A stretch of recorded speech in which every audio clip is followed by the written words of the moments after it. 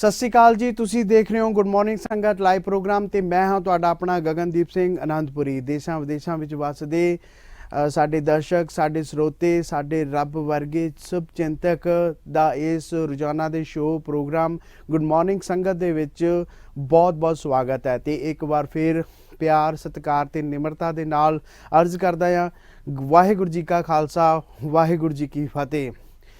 जे असी अज के दिन की गल करिए, अज का दिन बुधवार 2 फरवरी दूसरा महीना 2022 ते 19 माघ नानकशाही 2022 ਤੇ ਅਸੀਂ ਰੋਜ਼ਾਨਾ ਦਾ ਜਿਹੜਾ ਪ੍ਰੋਗਰਾਮ ਤੁਹਾਡੇ ਵਾਸਤੇ ਗੁੱਡ ਮਾਰਨਿੰਗ ਸੰਗਤ ਲੈ ਕੇ ਆਉਂਦੇ ਹਾਂ, ਜਿਸ ਦੇ ਵਿੱਚ ਅਸੀਂ ਸਿਹਤ ਸੰਬੰਧੀ ਤੇ ਇੱਕ ਇਤਿਹਾਸ ਦੇ ਵਿੱਚੋਂ ਝਾਤ ਮਾਰਦੇ ਹਾਂ ਤੇ ਉਸ ਤੋਂ ਬਾਅਦ ਜਿਹੜੀਆਂ ਦੇਸ਼ ਵਿਦੇਸ਼ ਵਿੱਚ ਹੁੰਦੀਆਂ ਜਿਹੜੀਆਂ ਨੇ ਸਰਗਰਮੀਆਂ ਬਾਰੇ ਜਿਹੜਾ ਆ ਇਸ ਪ੍ਰੋਗਰਾਮ ਦੇ ਵਿੱਚ ਤੁਹਾਡੇ ਨਾਲ ਜਿਹੜਾ ਆ ਅਸੀਂ ਇੱਥੇ ਸਾਂਝ ਪਾਉਂਦੇ ਹਾਂ।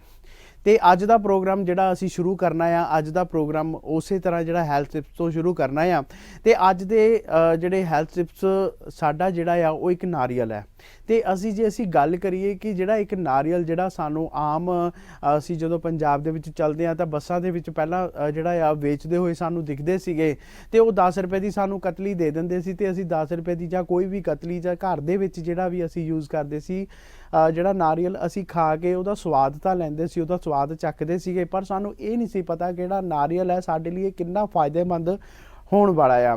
ਤੇ ਜੇ ਅਸੀਂ ਗੱਲ ਕਰੀਏ ਕਿ ਪੂਜਾ ਦੀ ਥਾਲੀ ਦੇ ਵਿੱਚ ਵੀ ਜਿਹੜਾ ਆ ਨਾਰੀਅਲ ਦਾ ਕਿੰਨਾ ਮਹੱਤਵ ਹੁੰਦਾ ਆ ਤੇ ਇਸੇ ਨਾਰੀਅਲ ਦੀ ਹੋਰ ਕੀ ਵਿਸ਼ੇਸ਼ਤਾਵਾਂ ਨੇ, ਜਿਹੜਾ ਮਨੁੱਖੀ ਸਰੀਰ ਦੇ ਸਿਰ ਤੋਂ ਲੈ ਕੇ ਪੈਰਾਂ ਤੱਕ ਜਿਹੜਾ ਆ ਨਾਰੀਅਲ ਸਾਡੇ ਲਈ ਕਿਵੇਂ ਲਾਭਦਾਇਕ ਹੈ, ਇਸ ਵੀਡੀਓ ਦੇ ਵਿੱਚ ਅਸੀਂ ਇਸੇ ਤਰ੍ਹਾਂ ਦੇਖਾਂਗੇ। ਆਓ ਦੇਖਦੇ ਹਾਂ ਹੈਲਥ ਟਿਪਸ ਦੇ ਸੰਬੰਧੀ ਜਾਂ ਦੇਸੀ ਨੁਸਖਿਆਂ ਦੇ ਸੰਬੰਧੀ ਅੱਜ ਜਿਹੜਾ ਨਾਰੀਅਲ ਹੈ ਉਹ ਸਾਡੇ ਸਿਰ ਤੋਂ ਲੈ ਕੇ ਪੈਰਾਂ ਤੱਕ ਸਾਨੂੰ ਕਿਵੇਂ ਨਿਰੋਗ ਰੱਖਦਾ ਆ। ਆਓ ਦੇਖਦੇ ਹਾਂ। ਤੇ ਦਰਸ਼ਕੋ ਹੁਣ ਸੁਣੋ ਸਿਹਤ ਸੰਬੰਧੀ ਜਾਣਕਾਰੀ। ਨਾਰੀਅਲ ਸਿਹਤ ਲਈ ਬਹੁਤ ਹੀ ਲਾਹੇਵੰਦ ਹੁੰਦਾ ਹੈ। ਲੋਕ ਇਸ ਦੀ ਵੱਖ-ਵੱਖ ਤਰੀਕਿਆਂ ਨਾਲ ਵਰਤੋਂ ਕਰਦੇ ਹਨ। ਨਾਰੀਅਲ ਦੇ ਤੇਲ ਦੀ ਵਰਤੋਂ ਪੂਜਾ ਤੋਂ ਲੈ ਕੇ ਨਾਰੀਅਲ ਪਾਊਡਰ ਤੱਕ ਹੁੰਦੀ ਹੈ। ਅਸੀਂ ਕੱਚਾ ਜਾਂ ਸੁੱਕਾ ਨਾਰੀਅਲ ਵੀ ਖਾਂਦੇ ਹਾਂ, ਨਾਰੀਅਲ ਪਾਣੀ ਵੀ ਪੀਂਦੇ ਹਾਂ। ਦਰਅਸਲ ਇਸ ਦੇ ਸਿਹਤ ਨਾਲ ਜੁੜੇ ਆਪਣੇ ਹੀ ਫਾਇਦੇ ਹਨ, ਕਿਉਂਕਿ ਨਾਰੀਅਲ ਵਿੱਚ ਪ੍ਰੋਟੀਨ ਤੇ ਵਿਟਾਮਿਨ ਸੀ ਤੋਂ ਇਲਾਵਾ ਹਰ ਤਰ੍ਹਾਂ ਦੇ ਖਣਿਜ ਪਾਏ ਜਾਂਦੇ ਹਨ ਜੋ ਸਾਡੀ ਸਿਹਤ ਲਈ ਕਈ ਤਰ੍ਹਾਂ ਨਾਲ ਫਾਇਦੇਮੰਦ ਸਾਬਿਤ ਹੁੰਦੇ ਹਨ।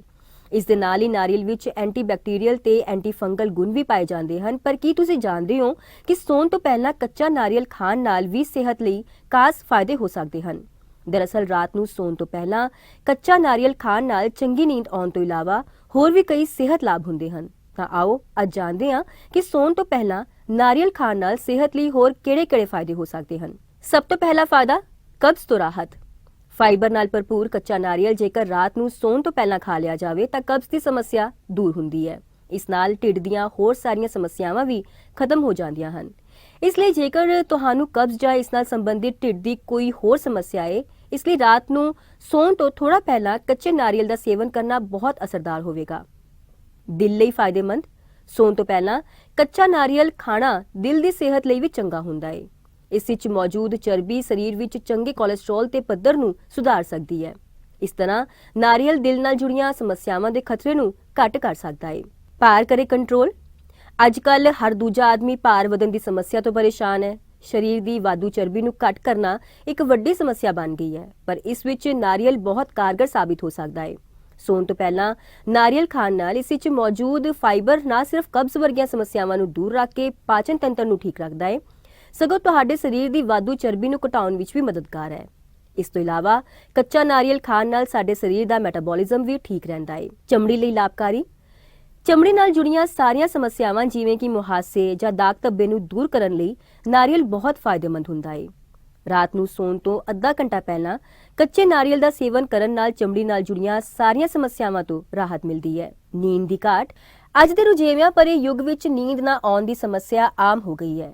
ਜੇਕਰ ਤੁਸੀਂ ਵੀ ਅਜਿਹੀ ਸਮੱਸਿਆ ਦਾ ਸਾਹਮਣਾ ਕਰ ਰਹੇ ਹੋ ਤਾਂ ਸੌਣ ਤੋਂ ਅੱਧਾ ਘੰਟਾ ਪਹਿਲਾਂ ਕੱਚਾ ਨਾਰੀਅਲ ਖਾਓ। ਇਸ ਨਾਲ ਤੁਹਾਡੀ ਨੀਂਦ ਨਾ ਆਉਣ ਦੀ ਸਮੱਸਿਆ ਦੂਰ ਹੋ ਜਾਂਦੀ ਹੈ ਤੇ ਤੁਹਾਨੂੰ ਚੰਗੀ ਨੀਂਦ ਆਉਣ ਲੱਗ ਜਾਵੇਗੀ। ਇਹ ਸਨ ਸਿਹਤ ਸੰਬੰਧੀ ਕੁਝ ਜਾਣਕਾਰੀ। ਇਸ ਵੀਡੀਓ ਦੇ ਵਿੱਚ ਅਸੀਂ ਦੇਖਿਆ ਆ ਕਿ ਜਿਹੜਾ ਆ ਨਾਰੀਅਲ ਸਾਡੇ ਸਰੀਰ ਤੋਂ ਜਿਹੜਾ ਆ ਕਿਸ ਤਰ੍ਹਾਂ ਦੇ ਰੋਗਾਂ ਨੂੰ ਦੂਰ ਕਰਦਾ ਆ। ਸਿਰਫ ਇੱਕ ਛੋਟੀ ਜੀ ਕਤਲੀ ਖਾਣ ਦੇ ਨਾਲ ਜਿਹੜਾ ਆ ਸਾਡੇ ਰੋਜ਼ਾਨਾ ਦੇ ਜੀਵਨ ਦੇ ਵਿੱਚ ਜਿਹੜੇ ਸਾਡੇ ਸਰੀਰ ਦੇ ਵਿੱਚ ਜਿਹੜੇ ਰੋਗ ਲੱਗੇ ਹੁੰਦੇ ਨੇ ਤੇ ਉਹਨਾਂ ਨੂੰ ਦੂਰ ਕਰਦਾ ਆ। ਇੱਕ ਹਿੰਦੂ ਮਤ ਦੇ ਅਨੁਸਾਰ ਜਿਹੜੀ ਨਾਰੀਅਲ ਦੀ ਮਹੱਤਤਾ ਆ ਉਹ ਵੀ ਜਿਹੜੀ ਆ ਕਿੰਨੀ ਮਤਲਬ ਪਵਿੱਤਰ ਹੁੰਦੀ ਹੈ। ਤੇ ਇਹ ਨਾਰੀਅਲ ਜਿਹੜਾ ਸਿਰਫ ਇੱਕ ਫਲ ਬਹੁਤਾ ਫੇਮਸ ਤਾਂ ਨਹੀਂ ਹੈਗਾ, ਪਰ ਜੇ ਅਸੀਂ ਗੱਲ ਕਰੀਏ ਨਾਰੀਅਲ ਦਾ ਪਾਣੀ ਜਿਹੜਾ ਆ ਸਾਡੇ ਸਰੀਰ ਦੀ ਇਮਿਊਨਿਟੀ ਵਧਾਉਣ ਵਾਸਤੇ ਵੀ ਜਿਹੜਾ ਆ ਉਹ ਪੀਤਾ ਜਾਂਦਾ ਆ। ਤੇ ਨਾਰੀਅਲ ਦੇ ਹੋਰ ਵੀ ਜਿਹੜੇ ਕਾਫੀ ਫਾਇਦੇ ਹੋ ਸਕਦੇ ਨੇ। ਤੇ ਅੱਜ ਦਾ ਜਿਹੜਾ ਹੈਲਥ ਟਿਪ ਤੁਹਾਨੂੰ ਕਿਹਦਾ ਲੱਗਿਆ ਉਹ ਸਾਨੂੰ ਜ਼ਰੂਰ ਕਮੈਂਟ ਦੇ ਵਿੱਚ ਜਿਹੜਾ ਆ ਜ਼ਰੂਰ ਦੱਸਿਓ। ਤੇ ਅਸੀਂ ਗੱਲ ਕਰਦੇ ਹਾਂ ਹੁਣ ਦੇਸ਼ ਵਿਦੇਸ਼ ਵਿੱਚ ਹੋ ਰਹੀਆਂ ਸਰਗਰਮੀਆਂ ਦੀ। ਅੱਜ ਦਾ ਜਿਹੜਾ ਅਗਲਾ ਤੁਹਾਨੂੰ ਮੈਂ ਇੱਕ ਵੀਡੀਓ ਦਿਖਾਉਣਾ ਚਾਹਾਂਗਾ ਜਿਹਦੇ ਵਿੱਚ ਨਵਜੋਤ ਸਿੰਘ ਸਿੱਧੂ ਪ੍ਰੈਸ ਕਾਨਫਰੰਸ ਜਿਹੜੇ ਕਰਦੇ ਦਿਖਾਈ ਨਜ਼ਰ ਆ ਰਹੇ ਨੇ। ਤੇ ਉਹ ਨੇ ਅਹਿਮਦਗੜ੍ਹ ਦੇ ਵਿੱਚ ਨਵਜੋਤ ਸਿੰਘ ਸਿੱਧੂ ਆਪਣੇ ਬੋਲ ਪੜਕ ਬੋਲਾਂ ਕਰਕੇ ਵੀ ਫੇਮਸ ਨੇ, ਆਪਣੇ ਜਿਹੜਾ ਆ ਲਿਬਾਸ ਕਰਕੇ ਵੀ, ਜਿਸ ਤਰ੍ਹਾਂ ਉਹ ਇੱਕ ਪਠਾਣੀ ਕੁੜਤੇ ਦੇ ਨਾਲ ਜਿਹੜਾ ਸ਼ਾਲ ਲੈ ਕੇ ਰੱਖਦੇ ਨੇ ਉਹਦੀ ਕੀਮਤ ਬਾਰੇ ਵੀ ਜਿਹੜੀ ਅਸੀਂ ਇਸ ਪ੍ਰੋਗਰਾਮ ਦੇ ਵਿੱਚ ਜਿਹੜਾ ਕੱਲ੍ਹ ਗੱਲਬਾਤ ਕੀਤੀ ਸੀਗੀ, ਦੱਸਿਆ ਸੀਗਾ ਕਿ ਕਿਸ ਤਰ੍ਹਾਂ ਜਦੋਂ ਉਹਨਾਂ ਨੇ ਪਾਕਿਸਤਾਨ ਕੋਰੀਡੋਰ 'ਤੇ ਜਾਣਾ ਸੀਗਾ ਤੇ ਉਹਨਾਂ ਨੇ ਕਿਸ ਤਰ੍ਹਾਂ ਦੀ ਜਿਹੜੀ ਆਪਣੀ ਫਰਮਾਇਸ਼ 'ਤੇ ਜਿਹੜਾ ਕੁੜਤਾ ਪਜਾਮਾ ਸਿਲਵਾਇਆ ਸੀਗਾ ਤੇ ਜਿਹੜਾ ਆ ਸ਼ਾਲ ਜਿਹੜਾ ਸੀਗਾ ਉਹ ਆਪਣੀ ਮਨਪਸੰਦ ਦਾ ਕਲਰ ਮੈਚਿੰਗ ਕਰਕੇ ਤੇ ਜਿਹੜੀ ਆ ਸਿਰ ਤੇ ਦਸਤਾਰ ਜਿਹੜੇ ਬੰਨ੍ਹਦੇ ਨੇ ਨਵਜੋਤ ਸਿੰਘ ਸਿੱਧੂ ਉਹਨਾਂ ਦੀ ਵੀ ਜਿਹੜੀ ਮੈਚਿੰਗ ਨੂੰ ਪੂਰਾ ਰੱਖਦੇ ਤਾਂ ਕਿ ਜਿਹੜਾ ਆ ਉਹਨਾਂ ਦਾ ਜਿਹੜਾ ਇੱਕ ਕਾਂਗਰਸ ਪਾਰਟੀ ਦੇ ਵਿੱਚ ਅਸਕ ਬਣਿਆ ਹੋਇਆ ਆ ਉਹ ਪਰਸਨੈਲਿਟੀ ਦੇ ਨਾਲ ਬਿਲਕੁਲ ਮਿਲਦਾ ਜੁਲਦਾ ਜਿਹੜਾ ਹੋਣਾ ਚਾਹੀਦਾ ਆ। ਤੇ ਆਓ ਦੇਖਦੇ ਹਾਂ ਇੱਕ ਜਿਹੜਾ ਵੀਡੀਓ ਨਵਜੋਤ ਸਿੰਘ ਸਿੱਧੂ ਹੋਰਾਂ ਦਾ ਜਿਹਦੇ ਵਿੱਚ ਪ੍ਰੈਸ ਕਾਨਫਰੰਸ ਦੇ ਵਿੱਚ ਉਹ ਕੀ ਜਿਹੜੇ ਫੈਸਲੇ ਸੁਣਾ ਰਹੇ ਨੇ, ਕੀ ਗੱਲਬਾਤ ਕਰਦੇ ਨੇ, ਕਿਹੜੇ ਜਿਹੜੇ ਆ ਪੰਜਾਬ ਮਾਡਲ ਦੀ ਗੱਲ ਕਰਦੇ ਨੇ ਜਾਂ ਆਉਣ ਵਾਲੇ ਸਮੇਂ ਦੇ ਵਿੱਚ ਜੇ ਉਹਨਾਂ ਦੀ ਸਰਕਾਰ ਆਉਂਦੀ ਆ ਤਾਂ ਉਹ ਕਿਸ ਤਰ੍ਹਾਂ ਦੀ ਜਿਹੜੀ ਆ ਵਿਉਂਤਬੰਦੀ ਦੇ ਨਾਲ ਚੱਲਦੇ ਨੇ। ਆਓ ਦੇਖਦੇ ਹਾਂ ਇੱਕ ਵੀਡੀਓ। ਦੇਸ਼ਾਂ ਦੇ ਵਿੱਚ ਦ ਲਾਅ ਇਜ਼ ਫੀਅਰਡ, ਜਿਹੜਾ ਕਾਨੂੰਨ ਹੈ ਨਾ ਉਹਦਾ ਡਰ ਹੈ, ਉਹਦਾ ਭੈ ਹੈ। ਹਿੰਦੁਸਤਾਨ ਦੀ ਤਰਾਸਦੀ ਹੈ ਕਿ ਹਿੰਦੁਸਤਾਨ ਦੇ ਵਿੱਚ ਕਾਨੂੰਨ ਦਾ ਕੋਈ ਭੈ ਹੀ ਹੈ ਨਹੀਂ। ਜਿਹੜਾ ਦੇਖੋ ਚੇਨੀ ਖਿੱਚ ਲੈਂਦਾ, ਜਿਹੜਾ ਦੇਖੋ ਕੁਝ। ਮੈਂ ਕਹਿੰਦਾ ਪੁਲਿਸ ਦਾ ਸਿਆਸੀਕਰਨ ਹੋਣ ਤੋਂ ਬਚਾਵਾਂਗੇ, ਇੰਸਟੀਟਿਊਸ਼ਨਸ ਦਾ ਸਿਆਸੀਕਰਨ ਹੋਣ ਤੋਂ ਬਚਾਵਾਂਗੇ ਔਰ ਇਹਨਾਂ ਦੀ ਇੰਡੀਪੈਂਡੈਂਸ ਦੇਵਾਂਗੇ। ਪੁਲਿਸ ਰਿਫਾਰਮਸ ਸਾਡੇ ਮੈਨੀਫੈਸਟੋ ਦਾ ਬੜਾ ਅਹਿਮ ਹਿੱਸਾ ਹੋਏਗਾ। ਸਿੰਗਲ ਵਿੰਡੋ ਸਿਸਟਮ, ਕਾਰੋਬਾਰੀਆਂ ਲਈ, ਵਪਾਰੀਆਂ ਲਈ ਇੱਕ ਥਾਂ ਦੇ ਉੱਤੋਂ ਪਰਮਿਸ਼ਨ। 170 ਸਰਵਿਸਿਜ਼ ਜਿਹੜੀਆਂ ਮੈਂ ਰਾਹੁਲ ਜੀ ਨਾਲ ਡਿਸਕਸ ਕੀਤੀਆਂ, ਸਰਕਾਰ ਤੁਹਾਡੇ ਦੁਆਰ 170 ਸਰਵਿਸਿਜ਼, ਚਾਹੇ birth certificate, death certificate, licence, ਠੀਕ ਹੈ, ਕੋਈ ਪਰਮਿਸ਼ਨ, ਕਿਸੇ ਤਰ੍ਹਾਂ ਦੀ ਵੀ ਕੋਈ ਪਰਮਿਸ਼ਨ ਹੈ ਜੀ, ਇਹ ਸਾਰੀਆਂ ਤੁਹਾਡੇ ਘਰੇ ਆਉਣਗੀਆਂ। ਇੰਟਰਫੇਸ, ਇੱਕ ਮਿੰਟ ਯਾਰ, ਇੱਕ ਮਿੰਟ, ਤੁਸੀਂ ਇੱਕ ਸਵਾਲ ਪੁੱਛ ਲਿਆ, ਹੁਣ ਅਗਲੇ ਬੰਦੇ ਇਹ ਤੁਹਾਡਾ ਜਵਾਬ ਮੈਂ ਜਿਹੜਾ ਦੇਣਾ ਚਾਹੁੰਦਾ ਸੀਗਾ ਉਹ ਦੇ ਚੁੱਕਿਆ। ਅਗਲਾ ਸਵਾਲ ਮੈਂ ਤੁਹਾਡੇ ਕੋਲ ਫੇਰ ਆਵਾਂਗਾ ਭਾਜੀ। ਇਹ ਤੇ ਉਹਨਾਂ ਤੋਂ ਪੁੱਛਦੇ ਦੱਸ ਸਕਦਾ, ਮੈਂ ਤਾਂ ਨਹੀਂ ਦੱਸ ਸਕਦਾ ਬਈ ਯਾਰ ਮੇਰੀ ਪਾਰਟੀ ਦਾ ਉਹਨਾਂ ਨੇ ਮੇਰੇ ਤੋਂ ਪੁੱਛ ਕੇ ਤਾਂ ਦੂਜੀ ਤੇ ਨਹੀਂ ਲੜੀ। ਮੈਂ ਕਹਿੰਦਾ ਪਾਰਟੀ ਪ੍ਰਧਾਨ ਹੋਣ ਦੇ ਨਾਤੇ ਵੀ ਇੱਕ ਚੀਫ ਮਿਨਿਸਟਰ, ਦੇਖੋ ਯਾਰ ਮੇਰੀ ਇੱਕ ਗੱਲ ਨੂੰ ਸੁਣੋ, ਲੋਕ ਦੱਸ ਦੇਣਗੇ ਕੌਣ ਕਿੱਥੋਂ ਜਿੱਤ ਰਿਹਾ, ਕੌਣ ਕਿੱਥੋਂ ਹਾਰ ਰਿਹਾ। ਵੇਖੋ ਇਹ ਗੱਲਾਂ ਆਪਾਂ ਨਾ ਕਰੀਏ। ਜੇ ਚਰਨਜੀਤ ਚੰਨੀ ਨੂੰ ਪਾਰਟੀ ਹਾਈ ਕਮਾਂਡ ਨੇ ਕਿਸੇ ਦੂਸਰੀ ਥਾਂ ਤੋਂ ਵੀ ਲੜਾਉਣ ਦੀ ਇਜਾਜ਼ਤ ਦਿੱਤੀ ਹੈ ਤਾਂ ਕੋਈ ਸੋਚ ਕੇ ਦਿੱਤਾ ਹੁਣ। ਦੇਖੋ ਸਾਡੇ ਸਰਪ੍ਰਸਤ, ਸਾਡੇ ਰਹਿਨੁਮਾ, ਸਾਡੇ ਰਹਿਬਰ ਦੋਹਾਂ ਨੇ ਉਹਨਾਂ ਨੂੰ ਕਿਹਾ ਕਿ ਇਹ ਕਲੈਰਿਟੀ ਜ਼ਰੂਰੀ ਹੈ ਜੀ। ਤੁਹਾਨੂੰ ਯਾਦ ਹੈ ਪਿਛਲੀ ਵਾਰ ਇਹ ਮੈਨੂੰ ਕਹਿੰਦੇ ਡਿਪਟੀ ਸੀਐਮ ਬਣ ਜਾ, ਮੈਂ ਕਿਹਦਾ ਬਣਾ, ਤੇ ਬਰਾਤ ਤੁਤਰੂ ਕਰੀ ਫਰੀ ਨੇ, ਬਹੂ ਪਿੱਪਲ ਥੱਲੇ ਸੁੱਤੀ ਪਈ ਆ, 10 ਲਾੜਾ ਕੌਣ ਹੈ ਤੇਰਾ, ਮੈਂ ਕਹਿ ਕੇ ਮਾਰਤੇ। ਅੱਜ ਦੀ ਡੇਟ ਦੇ ਵਿੱਚ ਰਾਹੁਲ ਗਾਂਧੀ ਜੀ ਉਸੇ ਪੰਜਾਬ ਮਾਡਲ ਨੂੰ ਅੱਗੇ ਵਧਾ ਕੇ ਗਏ ਆ, ਡਿਜੀਟਲ ਪੰਜਾਬ ਨੂੰ ਅੱਗੇ ਵਧਾ ਕੇ ਗਏ ਆ, ਸਰਪੰਚਾਂ ਦੀਆਂ ਤਾਕਤਾਂ ਨੂੰ ਅੱਗੇ ਵਧਾ ਕੇ 170 ਤਾਕਤਾਂ, ਜਿਹੜਾ ਰਾਜੀਵ ਜੀ ਦਾ ਸੁਪਨਾ ਸੀਗਾ। ਇੱਕ ਮਿੰਟ ਸਾਹਿਬ, ਇੱਕ ਮਿੰਟ, ਹੁਣ ਮੈਨੂੰ ਬੋਲੋ। ਹਰ ਉਹ ਵਿਜ਼ਨ ਦੇ ਕੇ ਗਏ ਆ। ਇਹ 5 ਕਾਰਪੋਰੇਸ਼ਨਾਂ ਬਣਾ ਕੇ 30,000 40,000 ਕਰੋੜ ਰੁਪਇਆ ਕੱਢ ਕੇ ਉਹਨੂੰ ਡਬਲ ਕਰਨ ਦੀ ਵਿਜ਼ਨ ਦੇ ਕੇ ਗਏ ਆ। ਪੰਜਾਬ ਦੇ law and order the problem ਨੂੰ ਛੱਡ ਕੇ ਸਭ ਤੋਂ ਵੱਡੀ ਪ੍ਰੋਬਲਮ ਇਨਕਮ ਹੈ। ਅੱਜ ਮੈਂ ਸਟੇਜ ਤੇ ਖੜ ਕੇ ਕਿਹਾ ਕੋਈ ਈਟੀਟੀ ਟੀਚਰ ਜਿਹੜਾ ਪੈਨਸ਼ਨ ਲੈਣ ਵਾਲਾ ਪੇ ਕਮਿਸ਼ਨ ਠੋਕ ਕੇ ਕਹਿਣਾ ਮੈਂ ਪਹਿਲੇ ਮਹੀਨੇ ਤੋਂ ਦੇ ਸਕਦੇ ਹਾਂ, ਲੇਕਿਨ ਇਨਕਮ ਕਿੱਥੇ ਹੈ? ਇਨਕਮ ਹੈ ਕੈਪਟਨ ਤੇ ਬਾਦਲਾਂ ਦੀ ਅੱਟੀ ਸੱਟੀ ਦੇ ਪੇਟ ਇਹਨਾਂ ਦੇ ਟੈਂਕਾਂ 'ਚ ਹੈ। ਇਹ 3 ਲੱਖ ਕਰੋੜ ਰੁਪਈਆ ਜਿਹੜਾ ਇਹਨਾਂ ਨੇ ਕਮਾਇਆ ਨਾ, ਇਹ ਸਾਰਾ ਹਰਾਮ ਦਾ ਹੈ। ਇਹ ਹਰਾਮ ਤੇ ਈਮਾਨ ਦੀ ਲੜਾਈ ਹੈ ਮਿੱਤਰਾ, ਔਰ ਇਹ ਹਰਾਮ ਦਾ ਪੈਸਾ ਇਹਨਾਂ ਨੂੰ ਫਲਣਾ ਨਹੀਂ। ਬਾਦਲ ਦੇਖ ਕੇ ਜਾਊ ਇਹਨਾਂ ਦੀਆਂ ਜਦੋਂ ਖਿਲ ਰਹੀਆਂ ਨਾ ਸਾਰੀਆਂ, ਕਮਾਣੀ ਨਾ ਪਈਆ ਗੱਡੀ ਜੋਤੇ ਬਾਦਲ ਭਈਆ, ਸਮਝਦਾ ਨਹੀਂ, ਬਾਦਲ ਭਈਆ ਕਹਿੰਦੇ ਨੇ ਨਾ, ਬਾਦਲ ਭਈਆ ਵੱਡਾ ਭਾਈ, ਮੇਰਾ ਤਾਂ ਵੱਡਾ ਭਾਈ ਮੈਨੂੰ ਕਿਸੇ ਪਾਸੇ ਮੈਂ ਤਾਂ ਮਚਲਾ ਬੁੜਾ ਕਹਿਣਾ ਇਹਨੂੰ, ਸਮਝਦਾ ਨਹੀਂ। ਇਹ ਇਹਨਾਂ ਕੋਲ ਨਾ ਕਮਾਣੀ ਹੈ ਤੇ ਉਹ ਕਹਿੰਦਾ ਡਬਲ ਇੰਜਨ। ਇਹਦਾ ਤਾਂ ਇੰਜਨ ਕਰਦਾ ਸੀਜ਼ ਹੋਇਆ। ਕਾਂਗਰਸ ਤੋਂ ਲੱਤਾਂ ਵੱਜੀਆਂ ਇਹਨੂੰ ਤੇ ਅੱਜ ਖੜਾ ਹੋ ਗਿਆ ਬੀਜੇਪੀ ਨੇ। ਇਹਨੂੰ ਸ਼ਰਮ ਨਾ ਆਈ? 10 ਸਾਲ ਜਿਸ ਪਾਰਟੀ ਨੇ ਇਹਨੂੰ ਮੁੱਖ ਮੰਤਰੀ ਬਣਾ ਕੇ ਰੱਖਿਆ, ਐਡਾ ਬਸ਼ਰਮ ਬੰਦਾ ਹੈ ਵੀ ਜਾ ਕੇ ਪੈਰ ਚੜਦਾ ਹੁਣ ਹੈ। ਦੇਖੋ ਮਿੱਤਰ ਪਿਆਰੇ, ਮੈਂ ਜਵਾਬ ਦੇਤਾ। ਰਾਹੁਲ ਗਾਂਧੀ ਜੀ ਕਹਿ ਕੇ ਗਏ ਆ ਵੀ ਹਫਤੇ 'ਚ, ਹੁਣ ਹਫਤਾ ਜੇ ਹੋਇਆ ਹੀ ਨਹੀਂ ਉਦੋਂ ਪਹਿਲਾਂ ਫਿਰ ਪੁੱਛੀ ਜਾਓ।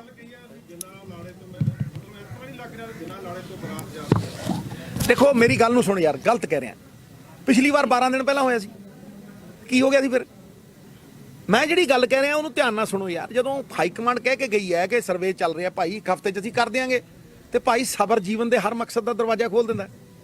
ਅੱਜ ਦਾ ਮੁੱਦਾ ਇੱਥੇ ਇਹ ਹੈ ਕਿ ਇਹ ਮੁੰਡਾ ਬਹੁਤ ਮੈਰੀਟੋਰੀਅਸ ਹੈ।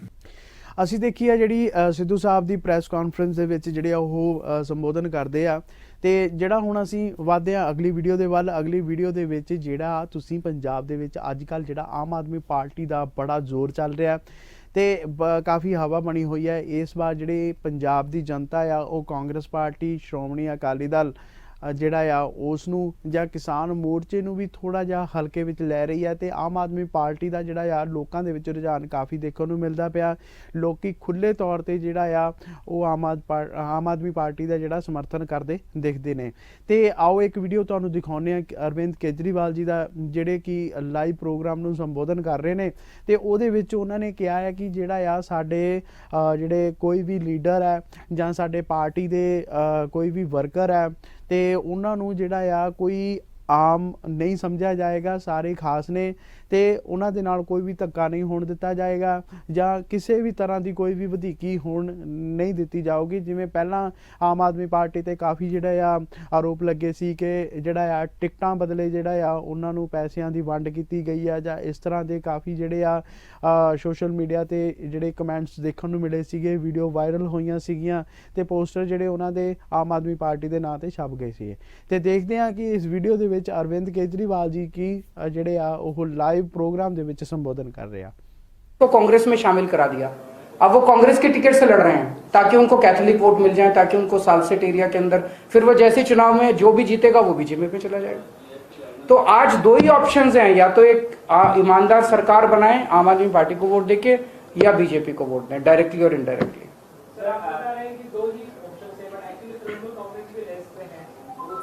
उसका तो कोई, मुझे नहीं लगता उनको कोई वोट मिलेगा। दिल्ली गवर्नमेंट जो डेवलपमेंट का रोल मॉडल दाखला हर जगह देते हैं, तो गोवा में वो दाखला नहीं चला क्या? आपके जो कैंडिडेट है उनका इनामदार है, उनके साथ एफिडेविट करना पड़ रहा है। नहीं, गोवा की राजनीति ऐसी है, गोवा की पॉलिटिक्स ऐसी है कि गोवा के अंदर लोग जीतने के बाद दूसरी पार्टियों में मास स्केल पे चले जाते हैं। I think it must have been a world record, Guinness book में आना चाहिए कि किसी पार्टी के 17 एमएलए में से 15 एमएलए उठ के दूसरी पार्टी में चले गए। तो दिल्ली में ऐसे नहीं होता। सो जहां की जैसी पॉलिटिक्स है उसी हिसाब से रिस्पांस भी तो होगा ना। Thank you. Last question. Amit Shah ने कहा था कि आम आदमी पार्टी कुछ भी वादे करती है क्योंकि उन्हें पता है कि वो चुनके नहीं आएंगे। अमित शाह जी को he will be in for a surprise जिस दिन नतीजे आएंगे। एक और मैं कहना चाहता हूं, उस दिन मैंने ये भी देखा था, अमित शाह जी ने कहा था कि ये लोग आते हैं और free free free free free free करते रहता है, ऐसे कुछ बोला था ना उन्होंने, फ्री। फिर उन्होंने कहा कि मैं उनको कहना चाहता हूँ, अमित शाह जी मुझे ये बता दें कि उनका जो घर है दिल्ली में। ਵੀਡੀਓ ਦੇ ਵਿੱਚ ਦੇਖਿਆ ਸੀ ਜਿਹੜੇ ਕੇਜਰੀਵਾਲ ਜੀ ਸੰਬੋਧਨ ਕਰਦੇ ਨਜ਼ਰ ਆ ਰਿਹਾ, ਤੇ ਪੰਜਾਬ ਦੇ ਵਿੱਚ ਇੱਕ ਕਾਫੀ ਜਿਹੜਾ ਆ ਉਹ ਲੋਕਾਂ ਦੇ ਵਿੱਚ ਰੁਝਾਨ ਦੇਖਣ ਨੂੰ ਮਿਲ ਰਿਹਾ ਕਿ ਇਸ ਵਾਰ ਜਿਹੜਾ ਆ ਉਹ ਇੱਕ ਮੌਕਾ ਜਿਹੜਾ ਕੇਜਰੀਵਾਲ ਨੂੰ ਦਿੱਤਾ ਜਾਵੇ। ਜਿਹੜੇ ਪੰਜਾਬ ਦੇ ਚਹੇਤੇ ਲੋਕਾਂ ਦੇ ਆਪਣੇ ਜਿਹੜੇ ਸੀਐਮ ਦਾ ਚਿਹਰਾ ਐਲਾਨ ਕੀਤਾ ਗਿਆ ਭਗਵੰਤ ਮਾਨ ਜੀ ਨੂੰ, ਤੇ ਹੁਣ ਆਉਣ ਵਾਲੇ ਸਮੇਂ ਦੇ ਵਿੱਚ ਪਤਾ ਲੱਗੇਗਾ ਕਿ 10 ਮਾਰਚ ਨੂੰ ਪਤਾ ਲੱਗੇਗਾ ਕਿ ਜਿਹੜਾ ਲੋਕਾਂ ਦਾ ਜਿਹੜਾ ਵਿਸ਼ਵਾਸ ਹੈ, ਲੋਕਾਂ ਦਾ ਰੁਝਾਨ ਹੈ ਜਾਂ ਲੋਕਾਂ ਦੀ ਖਿੱਚ ਹੈ ਉਹ ਕਿਸ ਪਾਰਟੀ ਵੱਲ ਹੈ, ਕਿਉਂਕਿ ਸੰਘਰਸ਼ ਦੇ ਵਿੱਚ ਸਾਰੀਆਂ ਪਾਰਟੀਆਂ ਨੇ।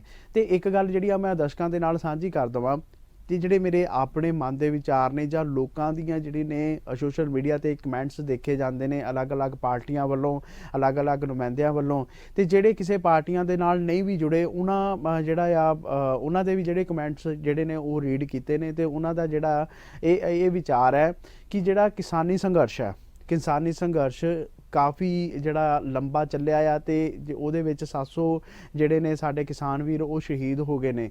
ਉਹਨਾਂ ਦੀ ਸ਼ਹਾਦਤ ਨੂੰ ਅਸੀਂ ਭੁੱਲ ਕੇ ਅਸੀਂ ਇੱਕ ਨਵੀਂ ਪਾਰਟੀ ਨੂੰ ਜਿਹੜਾ ਆ ਇੱਥੇ ਥਾਂ ਦੇ ਰਹੇ ਆ। ਅਗਰ ਅਸੀਂ ਜਿਹੜੇ ਕਾਨੂੰਨ ਜਿੱਤਣ ਵਾਸਤੇ ਲੰਬਾ ਸੰਘਰਸ਼ ਕੀਤਾ ਆ ਉਹ ਅਸੀਂ ਜਿੱਤ ਵੀ ਗਏ ਆ, ਕਿਉਂਕਿ ਸਾਡੇ ਦੇਸ਼ ਦੇ ਪ੍ਰਧਾਨ ਮੰਤਰੀ ਨਰਿੰਦਰ ਮੋਦੀ ਜੀ ਉਹਨਾਂ ਨੇ ਗੁਰੂ ਨਾਨਕ ਦੇਵ ਜੀ ਦੇ ਜਨਮ ਦਿਨ ਤੇ ਜਿਹੜੀ ਆ ਮੁਆਫੀ ਮੰਗ ਕੇ ਜਿਹੜੇ ਆ ਕਾਲੇ ਕਾਨੂੰਨ ਵਾਪਸ ਲਏ ਸੀ, ਉੱਥੇ ਸਾਡੀ ਜਿੱਤ ਹੋਈ ਸੀ। ਪਰ ਇਹ ਨਹੀਂ ਲੱਗਦਾ ਕਿ ਜਦੋਂ ਸਾਡੇ ਆਪਣੇ ਕਿਸਾਨ ਭਰਾ ਜਿਹੜੇ ਨੇ ਇਹ ਚੋਣਾਂ ਦੇ ਵਿੱਚ ਖੜੇ ਨੇ, ਉਮੀਦਵਾਰਾਂ ਦੇ ਐਲਾਨ ਕਰ ਦਿੱਤੇ ਨੇ ਤੇ ਜਿਹੜਾ ਆ ਉਹਨਾਂ ਦੇ ਉਮੀਦਵਾਰ ਅਗਰ ਨਾ ਜਿੱਤੇ ਜਾਂ ਕੋਈ ਵੀ ਜਿਹੜਾ ਆ ਉਮੀਦਵਾਰ ਕਿਸੇ ਨਾ ਕਿਸੇ ਮੁਕਾਮ ਤੇ ਨਾ ਪਹੁੰਚਿਆ ਤੇ ਅਸੀਂ ਜਿਹੜੀ ਆ ਦੂਸਰੀ ਪਾਰਟੀ ਨੂੰ ਇੱਥੋਂ ਜਿਤਾਵਾਂਗੇ। ਕਿਤੇ ਨਾ ਕਿਤੇ ਜਿਹੜੇ ਸਾਡੇ ਕਿਸਾਨ ਵੀਰਾਂ ਦੀ ਬਹੁਤ ਵੱਡੀ ਹਾਰ ਹੋਏਗੀ ਕਿ ਅਸੀਂ ਟਰਾਲੀਆਂ ਭਰ ਕੇ ਦਿੱਲੀ 'ਚ ਵੀ ਗਏ, ਨਾਅਰੇਬਾਜ਼ੀ ਕੀਤੀ, ਅਸੀਂ ਉਹਨਾਂ ਦਾ ਸਮਰਥਨ ਕੀਤਾ, ਅਸੀਂ ਗੱਡੀਆਂ ਦੇ ਉੱਤੇ ਨੋ ਫਾਰਮਰ ਨੋ ਫੂਡ ਵੀ ਲਿਖਾਇਆ ਤੇ ਅਸੀਂ ਜਿਹੜਾ ਆ ਆਈਸਪੋਰਟ ਫਾਰਮ ਜਿਹੜਾ ਹਲੇ ਤੱਕ ਆਪਣੇ ਗੱਡੀਆਂ ਤੋਂ ਜਿਹੜੇ ਸਟicker ਨੇ ਜਾਂ ਗੱਡੀਆਂ ਦੇ ਉੱਤੇ ਸਟicker ਲੱਗੇ ਹੋਏ ਨੇ ਜਾਂ ਹਲੇ ਸਾਡੇ ਜਿਹੜੇ ਗੱਡੀਆਂ ਦੇ ਉੱਤੇ ਫਲੈਗ ਲੱਗੇ ਨੇ ਉਹ ਹਲੇ ਤੱਕ ਅਸੀਂ ਨਹੀਂ ਤਾਰੇ। ਸਾਡੇ ਹਲੇ 'ਚ ਵੀ ਜਜ਼ਬਾ ਹੈਗਾ ਆ, ਪਰ ਅਸੀਂ ਕਿਤੇ ਨਾ ਕਿਤੇ ਇਸ ਚੋਣਾਂ ਦੇ ਵਿੱਚ ਜਿਹੜਾ ਆ ਕਿਸਾਨੀ ਪਾਰਟੀ ਨੂੰ ਜਾਂ ਕਿਸਾਨੀ ਸੰਘਰਸ਼ ਨੂੰ ਢਾਹ ਲਾਉਣ ਦੀ ਕੋਸ਼ਿਸ਼ ਤਾਂ ਨਹੀਂ ਕਰਦੇ। ਇਸ ਉੱਤੇ ਜਿਹੜਾ ਆ ਸਾਨੂੰ ਥੋੜਾ ਜਿਹਾ ਵਿਚਾਰ ਕਰਨਾ ਬਹੁਤ ਜ਼ਰੂਰੀ ਆ, ਕਿਉਂਕਿ ਸਾਡੇ ਘਰ ਦੇ ਵਿੱਚ ਆ ਕੇ ਕੋਈ ਬੇਗਾਨਾ ਬੰਦਾ ਜਿਹੜਾ ਆ ਉਹ ਹੁਕਮ ਚਲਾਵੇ ਤਾਂ ਸਾਡਾ ਜਿਹੜਾ ਘਰ ਬਰਬਾਦ ਹੋ ਜਾਏਗਾ। ਇਸੇ ਕਰਕੇ ਜਿੱਦਾਂ ਅਸੀਂ ਆਪਣੇ ਕਿਸਾਨ ਵੀਰਾਂ ਦੀ ਕਿਸਾਨ ਭਰਾਵਾਂ ਦੀ ਜਿਹੜੀ ਸਪੋਰਟ ਕੀਤੀ ਸੀਗੀ, ਡਟ ਕੇ ਕੀਤੀ ਸੀ, ਚਾਹੇ ਉਹ ਪਾਣੀ ਦੀਆਂ ਵਿਛਾੜਾਂ ਹੋਣ, ਚਾਹੇ ਪੁਲਿਸ ਦੇ ਡੰਡੇ ਹੋਣ ਤੇ ਚਾਹੇ ਬੈਰੀਗੇਡ ਕਰ ਦਿੱਤੇ ਗਏ ਹੋਣ, ਤੇ ਅਸੀਂ ਜਿਹੜਾ ਆ ਉਹ ਪਿੱਛੇ ਨਹੀਂ ਹਟੇ। ਅਸੀਂ ਫਲੈਗ ਮਾਰਚ ਦੇ ਵਿੱਚ ਵੀ ਜਿਹੜਾ ਹਿੱਸਾ ਲਿਆ ਆ ਤੇ ਅਸੀਂ ਜਿਹੜੇ ਆ ਆਪਣੇ ਘਰਾਂ ਦੇ ਜਿਹੜੇ ਪਰਿਵਾਰਾਂ ਦੇ ਮੈਂਬਰ ਨੇ ਉਹ ਦਿੱਲੀ ਦੀਆਂ ਬਰੂਹਾਂ ਤੇ ਅਸੀਂ ਉਹ ਵੀ ਉੱਥੇ ਜਾ ਕੇ ਖੋਲੇ ਨੇ। ਪਰ ਅਸੀਂ ਇਹਨਾਂ ਚੋਣਾਂ ਦੇ ਵਿੱਚ ਇਹ ਧਿਆਨ ਜ਼ਰੂਰ ਦੇਣਾ ਆ ਕਿ ਜਿਹੜੇ ਸਾਡੇ ਕਿਸਾਨ ਵੀਰ ਨੇ ਸਾਡੇ ਵਾਸਤੇ ਸੰਘਰਸ਼ ਲੜਿਆ ਆ ਉਹਨਾਂ ਨੇ, ਜਾਂ ਮਤਲਬ ਸਮੁੱਚੇ ਦੇਸ਼ ਵਾਸਤੇ ਲੜਿਆ ਆ। ਅਗਰ ਸਾਡੇ ਕੋਲ ਖਾਣ ਲਈ ਅੰਨ ਨਹੀਂ ਹੋਏਗਾ ਤਾਂ ਅਸੀਂ ਦੇਸ਼ ਦੇ ਵਿੱਚ ਰਹਿ ਕੇ ਕਰਨਾ ਵੀ ਕੀ ਹੈ। ਤੇ ਇਸ ਵਾਸਤੇ ਜ਼ਰੂਰ ਸਾਨੂੰ ਧਿਆਨ ਦੇਣਾ ਚਾਹੀਦਾ ਆ ਕਿ ਅਸੀਂ ਕਿਸੇ ਵੀ ਪਾਰਟੀ ਨੂੰ ਵੋਟ ਪਾਉਣ ਤੋਂ ਪਹਿਲਾਂ ਇਹ ਸੋਚਣਾ ਪੈਣਾ ਸਾਨੂੰ ਕਿ ਜਿਹੜਾ ਆ ਵੀ ਅਸੀਂ ਜਿਹੜਾ ਇਹ ਸੰਘਰਸ਼ ਵਿੱਢਿਆ ਆ ਉਹਦੇ ਪਿੱਛੇ ਕੀ ਰਾਜ਼ ਸੀ ਜਾਂ ਉਹਨੂੰ ਅਸੀਂ ਭੁੱਲਦੇ ਤਾਂ ਨਹੀਂ ਜਾ ਰਹੇ। ਤੇ ਜਿਹੜਾ ਆ ਵੀਡੀਓ ਅਸੀਂ ਇੱਕ ਸਾਡੇ ਜਿਹੜੇ ਗੁਰਨਾਮ ਚੜੂਨੀ ਜੀ ਨੇ ਸੰਯੁਕਤ ਸਮਾਜ ਮੋਰਚਾ ਦੇ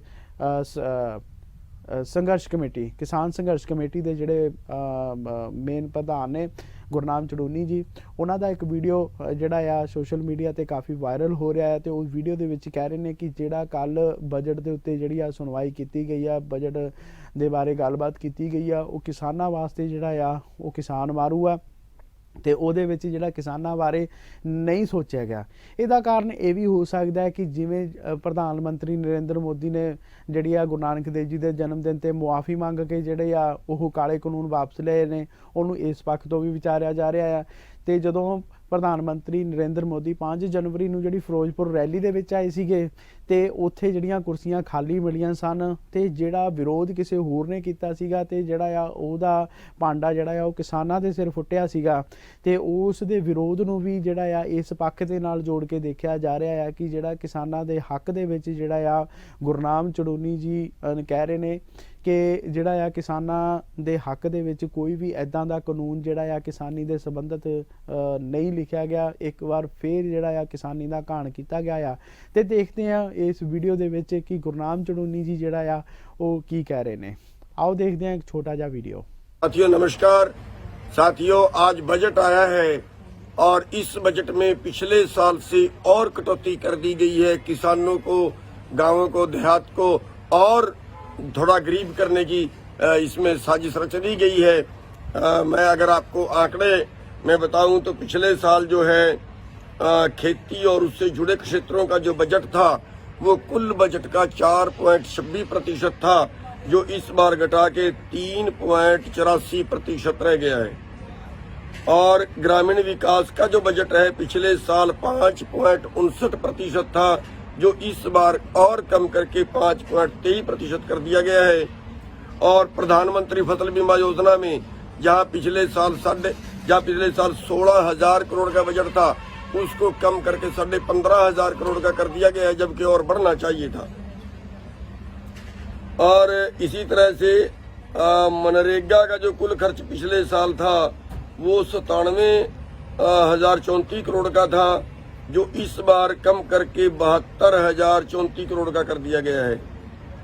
और किसानों को फसल का दाम मिले, इसके लिए एक स्कीम थी, उसमें 3595 करोड़ रखे गए थे, जो कम करके 1500 करोड़ कर दिए गए हैं, आधे से भी कम कर दिए गए हैं। इसी तरह से किसानों को एमएसपी दिलाने के लिए एक और स्कीम, उसमें 400 करोड़ रुपया पिछले साल रखा गया था, वो अब की बार केवल 1 करोड़ उसमें रह गया है। और एग्री इंफ्रास्ट्रक्चर फंड में जहां पिछले साल 900 करोड़ था, अब की बार केवल 500 करोड़ रखा गया है।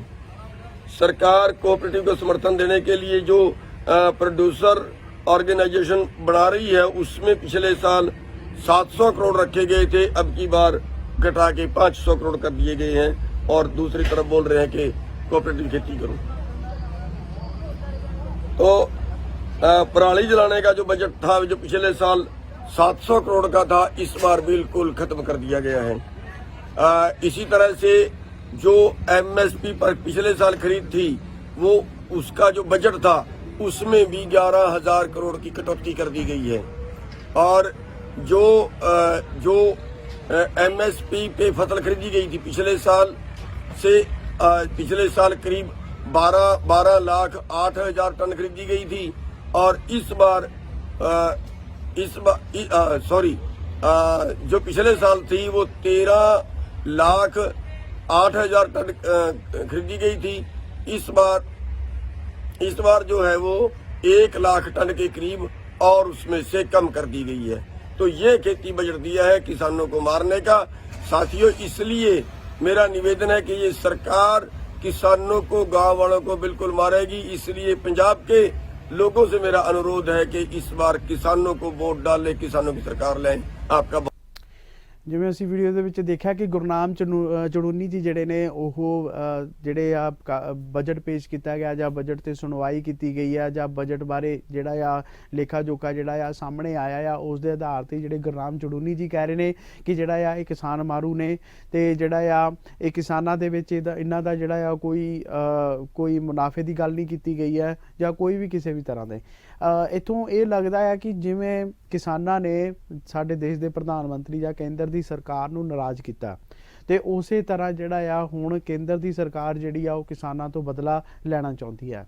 ਤੇ ਉਸ ਤੋਂ ਬਾਅਦ ਅਸੀਂ ਗੱਲ ਕਰੀਏ, ਜਿਹੜੇ ਨੇ ਬਲਵੀਰ ਸਿੰਘ ਰਾਜੇਵਾਲ ਉਹਨਾਂ ਨੇ ਇੱਕ ਪ੍ਰੈਸ ਕਾਨਫਰੰਸ ਕੀਤੀ ਆ, ਤੇ ਉਹ ਪ੍ਰੈਸ ਕਾਨਫਰੰਸ ਦੇ ਵਿੱਚ ਉਹਨਾਂ ਨੇ ਕਿਹਾ ਸੀਗਾ ਕਿ ਜਿਹੜਾ ਆ ਕੇਂਦਰ ਦੀ ਸਰਕਾਰ ਹਜੇ ਵੀ ਜਿਹੜੀ ਆ ਕਿਸਾਨਾਂ ਦੇ ਨਾਲ ਜਿਹੜੀ ਆ ਉਹ ਮਤਰੇਈ ਮਾਂ ਵਾਲਾ ਜਿਹੜਾ ਆ ਵਿਵਹਾਰ ਕਰਦੀ ਪਈ ਆ। ਉਹਨਾਂ ਨੂੰ ਜਿਹੜਾ ਆ ਹਲੇ ਤੱਕ ਇਲੈਕਸ਼ਨ ਕਮਿਸ਼ਨ ਨੇ ਜਿਹੜੀ ਆ ਮਨਜ਼ੂਰੀ ਨਹੀਂ ਸੀ ਦਿੱਤੀ, ਤੇ ਨਾ ਹੀ ਸਾਨੂੰ ਜਿਹੜਾ ਚੋਣ ਨਿਸ਼ਾਨ ਦਿੱਤਾ ਗਿਆ ਆ, ਕਿਉਂਕਿ ਜਦ ਕਿ ਜਿਹੜਾ ਆ ਸਾਰਿਆਂ ਨੇ ਨਾਮਜ਼ਦਗੀ ਪੱਤਰ ਜਿਹੜੇ ਨੇ ਹੌਲੀ ਹੌਲੀ ਭਰ ਦਿੱਤੇ ਨੇ। ਉਮੀਦਵਾਰ ਵੀ ਜਿਹੜੀ ਆ ਉਹਨਾਂ ਦੀਆਂ ਸੂਚੀਆਂ ਵੀ ਜਾਰੀ ਕਰ ਦਿੱਤੀਆਂ ਗਈਆਂ ਨੇ। ਪਰ ਉਸ ਤੋਂ ਬਾਅਦ ਕੱਲ ਮੰਗਲਵਾਰ ਦੇ ਦਿਨ ਜਿਹੜਾ ਆ ਇਲੈਕਸ਼ਨ ਚੋਣ ਕਮਿਸ਼ਨ ਨੇ ਜਿਹੜਾ ਆ ਉਹ ਮੰਗਲਵਾਰ ਨੂੰ ਦੇਰ ਰਾਤ ਉਹਨਾਂ ਨੂੰ ਜਿਹੜੇ ਆ ਚੋਣ ਲੜਨ ਦੀ ਮਨਜ਼ੂਰੀ ਤਾਂ ਦੇ ਦਿੱਤੀ ਹੈ, ਪਰ ਜਿਹੜਾ ਚੋਣ ਨਿਸ਼ਾਨ ਹਲੇ ਤੱਕ ਨਹੀਂ ਦਿੱਤਾ। ਤੇ ਆਉਣ ਵਾਲੇ ਸਮੇਂ ਦੇ ਵਿੱਚ ਪਤਾ ਲੱਗੂਗਾ ਕਿ ਜਿਹੜਾ ਆ ਕਿਸਾਨ ਭਰਾਵਾਂ ਦੇ ਲਈ ਜਿਹੜਾ ਚੋਣ ਨਿਸ਼ਾਨ ਕਿਸ ਤਰ੍ਹਾਂ ਦਾ ਜਿਹੜਾ ਆ ਉਹ ਜਾਰੀ ਕੀਤਾ ਜਾਂਦਾ ਹੈ, ਇਹਦੇ ਪਿੱਛੇ ਕੀ ਸਿਆਸਤ ਖੇਡੀ ਜਾਂਦੀ ਹੈ, ਜਾਂ ਇਹ ਵੀ ਪੱਖ ਤੋਂ ਦੇਖਿਆ ਜਾ ਸਕਦਾ ਹੈ ਕਿ ਜਿਹੜੀਆਂ ਆਲਰੇਡੀ 3 ਪਾਰਟੀਆਂ ਨੇ, ਜਿਹੜੀ ਸ਼੍ਰੋਮਣੀ ਅਕਾਲੀ ਦਲ, ਜਾਂ ਇਹ ਵੀ ਕਹਿ ਸਕਦੇ ਹਾਂ ਕਿ ਕਾਂਗਰਸ ਪਾਰਟੀ, ਜਾਂ ਜਿਹੜੀ ਤੀਜੀ ਧਿਰ ਹੈ ਆਮ ਆਦਮੀ ਪਾਰਟੀ, ਇਹਨਾਂ ਦਾ ਜਿਹੜਾ ਕੋਈ ਦਬਾਅ ਵੀ ਹੋ ਸਕਦਾ ਆ, ਜਾਂ ਇਹਨਾਂ ਕਰਕੇ ਜਿਹੜਾ ਆ ਉਹ ਜਿਹੜੀ ਕਿਸਾਨਾਂ ਨੂੰ ਜਿਹੜਾ ਉੱਪਰ ਉੱਠਣ ਦੀ ਜਿਹੜੀ ਆ ਉਹ ਇਜਾਜ਼ਤ ਨਹੀਂ ਦਿੱਤੀ ਜਾਂਦੀ, ਜਾਂ ਉਹਨਾਂ ਨੂੰ ਜਿਹੜਾ ਇੰਨਾ ਹਾਈਲਾਈਟ ਨਹੀਂ ਕੀਤਾ ਜਾਂਦਾ, ਕਿਉਂਕਿ ਇਹਨਾਂ ਪਾਰਟੀਆਂ ਦੇ ਵਿੱਚ ਆਪਣੀ ਕਸ਼ਮਕਸ਼ ਜਿਹੜੀ ਆ ਉਹ ਲੱਗੀ ਹੋਈ ਆ।